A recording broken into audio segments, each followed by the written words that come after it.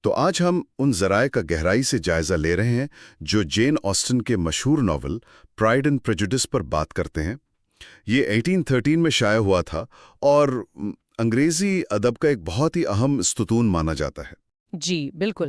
ہمارا مقصد یہ ہے کہ ان ذرائع کی روشنی میں دیکھیں کہ یہ ناول آج بھی اتنا مقبول کیوں ہے، اس کے خاص موضوعات کیا ہیں اور اس میں کیا گہری باتیں چھپی ہیں۔ صحیح۔ خاص طور پر الزبتھ بینٹ اور مسٹر ڈارسی کے تعلقات اور اس زمانے کی جو سماجی پابندیاں تھیں ان پر بات کریں گے۔ جی ہاں، اور یہ سمجھنا اہم ہے جیسا کہ ذرائع بھی بتاتے ہیں کہ یہ صرف آپ کہیں رومانوی کہانی نہیں ہے۔ نہیں، بالکل نہیں۔ یہ اصل میں انسانی فطرت، معاشرتی ڈھانچے اور خاص طور پر کرداروں کی جو ذاتی نشو و نما ہے اس کا ایک بہت باریک بینی سے کیا گیا مطالعہ ہے، اور اسی لیے یہ آج بھی اتنا متعلق ہے۔ اچھا، تو کہانی کا مختصر خلاصہ یہ 19ویں صدی کے شروع کا انگلینڈ ہے۔ بینٹ خاندان ہے، 5 بیٹیاں ہیں مگر کوئی بیٹا کوئی مرد وارث نہیں ہے۔ جی۔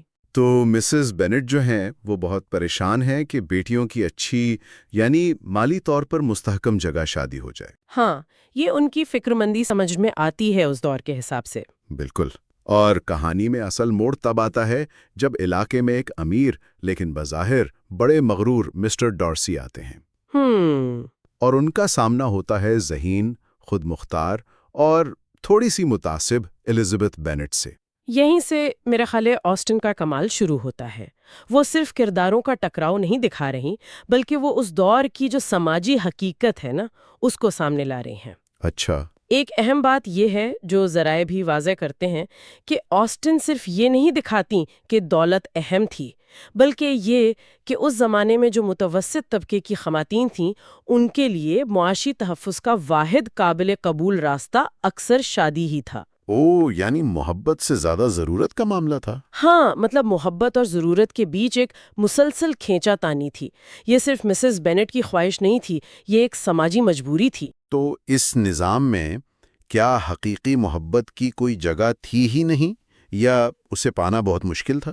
اچھا سوال ہے۔ دیکھیں، آسٹن یہ نہیں کہہ رہی کہ محبت ناممکن تھی، لیکن وہ یہ ضرور دکھاتی ہیں کہ سماجی اور معاشی دباؤ اسے کتنا پیچیدہ بنا دیتے تھے۔ اور اسی سے جڑا دوسرا اہم موضوع ہے ذاتی نشو و نما۔ جی۔ الزبتھ اور ڈارسی دونوں شروع میں اپنے تعصبات کا شکار ہیں۔ جی، الزبتھ فوراً فیصلہ کر لیتی ہے ڈارسی کے بارے میں۔ بالکل، اس کے غرور کو دیکھ کر فوراً ایک منفی رائے قائم کر لیتی ہے، اور ڈارسی جو ہے وہ الزبتھ کے خاندان کی سماجی حیثیت، ان کے طور طریقوں کو کمتر سمجھتا ہے۔ تو ان کی کہانی اصل میں ان غلط فہمیوں سے نکلنے کا سفر ہے۔ جی ہاں، ایک دوسرے کی اصلیت کو پہچاننے کا سفر۔ اور جس طرح آسٹن یہ سب بتاتی ہیں وہ بھی کمال ہے۔ ان کا طنز و مزاح بڑا لطیف ہے مگر گہرا۔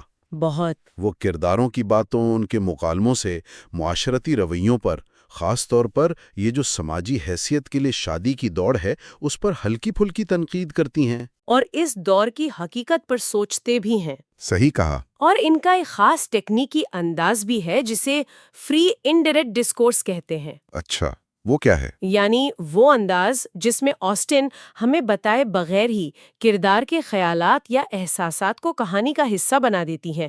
ایسا لگتا ہے جیسے ہم سیدھا ان کے ذہن میں جھانک رہے ہیں۔ واہ، یہ تو بہت دلچسپ بات ہے۔ اس سے کرداروں کی اندرونی کشمکش اور سوچ زیادہ واضح ہوتی ہے اور کہانی میں گہرائی آتی ہے۔ اچھا، ذرائع میں قارئین کے رد عمل کا بھی ذکر ہے۔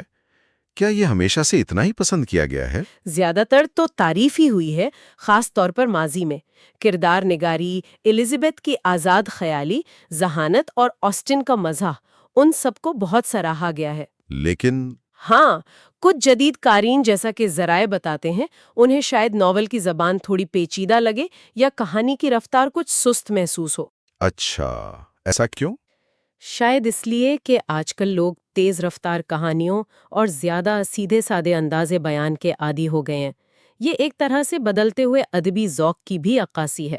سمجھا۔ اور اس ناول کا سماجی اثر تو وہ تو بہت ہی زیادہ ہے۔ جی ہاں۔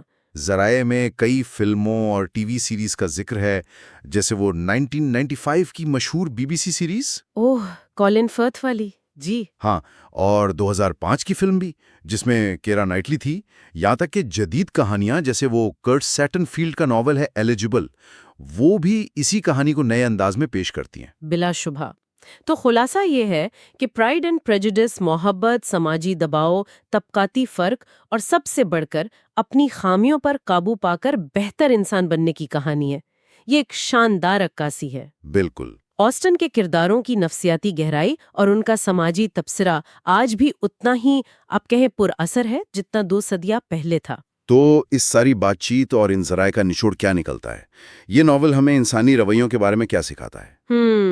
شاید یہی کہ پہلی نظر کا تعصب، وہ جو پہلا تاثر ہوتا ہے، اور بیجا غرور، یہ چیزیں ہمیں دوسروں کو سمجھنے سے کیسے روک سکتی ہیں۔ صحیح۔ اور یہ کہ حقیقی محبت اور سمجھ بوجھ کے لیے ان رکاوٹوں کو پار کرنا کتنا ضروری ہے۔